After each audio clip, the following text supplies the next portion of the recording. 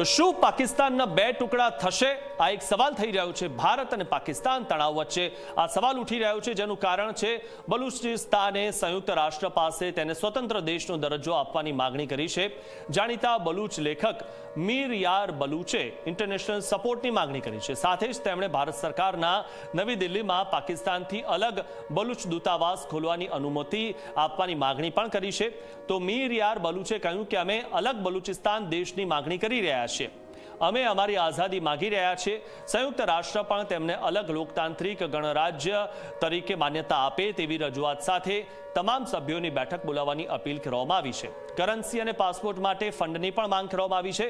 આપ જુઓ, 1971 વખતે જ્યારે ભારત પાકિસ્તાનનું યુદ્ધ થયું હતું ત્યારે પાકિસ્તાનના બે ટુકડા થયા, પાકિસ્તાન અને બાંગ્લાદેશ બન્યું.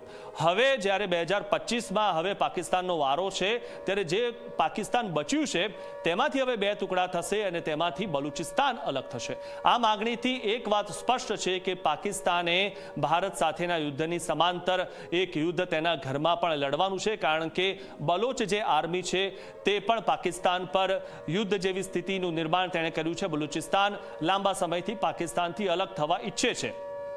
એવામાં આ સ્થિતિમાં બલુચિસ્તાનની માંગ સ્વીકારવામાં આવશે કે નહીં તેના પર સૌની નજર છે. સૌથી મહત્વની વાત એ છે કે 1971માં તો બાંગ્લાદેશ જે છે તેના પર, એટલે કે બાંગ્લાદેશનો જે હિસ્સો હતો તે વખતે બાંગ્લાદેશ અલગ નહોતું પડ્યું, પરંતુ યુદ્ધ બાદ બાંગ્લાદેશ અલગ પડ્યું. પરંતુ તેના પર પાકિસ્તાન જે રીતે કહેર વર્તાવી રહ્યું હતું, પરંતુ બલુચિસ્તાન જે છે તે પાકિસ્તાન પર કહેર વર્તાવી રહ્યું છે.